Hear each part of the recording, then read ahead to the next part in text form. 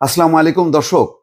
ইসরায়েলের প্রতিরক্ষা মন্ত্রী হুমকি দিয়েছিলেন ইরানের সর্বোচ্চ ধর্মীয় নেতা আয়াতুল্লাহ খামিনিকে হত্যা। সেই খামিনি বলছেন, কি বলছেন? সেই খামিনি বলছেন ভয় না পেয়ে জনগণকে দৃঢ় থাকতে হবে। অর্থাৎ আহ, ইরানের সর্বোচ্চ নেতা তিনি তো ভয় পাননি, বরং জনগণকে দৃঢ় থাকার আহ্বান জানিয়েছেন। অথচ কিছুক্ষণ আগে ইসরায়েলের প্রতিরক্ষা মন্ত্রী কাজ তিনি রীতিমতো একেবারেই বিপর্যস্ত, নেতানিয়াহু বিপর্যস্ত। তেল আবিবের কেন্দ্রে যেভাবে আঘাত হেনেছে ইরান এবং তছনছ করেছে বহু ভবন এবং গুরুত্বপূর্ণ জায়গাগুলোতে, এখন পর্যন্ত খবর আসছে যে 50 জনের মতো নিহত হয়েছে। ধারণা করা হচ্ছে নিহতের সংখ্যা অনেক বেশি, যেটি গণমাধ্যমে চেপে রেখেছে এবং কঠোর হুঁশিয়ারি গণমাধ্যম ইসরায়েলি যেই সামরিক জান্তা তাদের অনুমতি ছাড়া কোনো খবর প্রকাশ করতে পারবে না। দর্শক, এই পরিস্থিতিতে খামেনি কোনোভাবেই ভয় পায়নি, বরং জনগণকে দৃঢ় থাকার আহ্বান জানিয়েছে।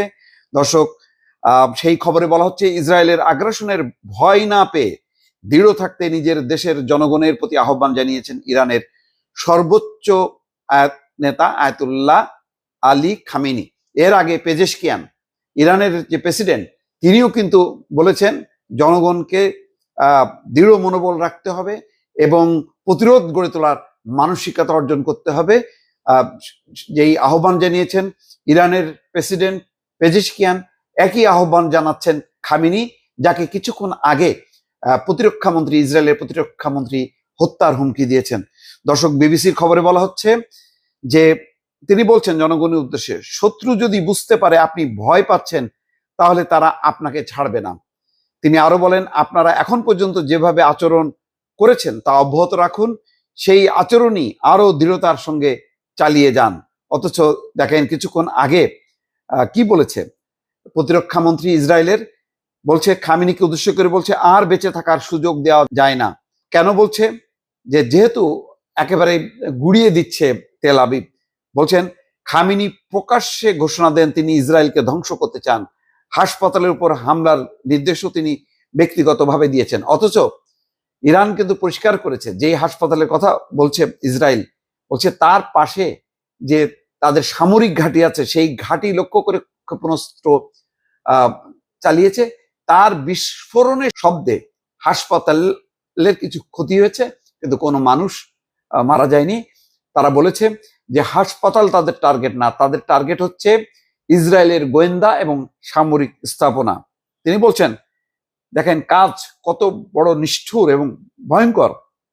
প্রকাশ্যে বলছেন ইসরায়েল রাষ্ট্রকে ধ্বংস করা তার লক্ষ্য, এমন একজন মানুষকে আর বেঁচে থাকার সুযোগ দেওয়া যায় না।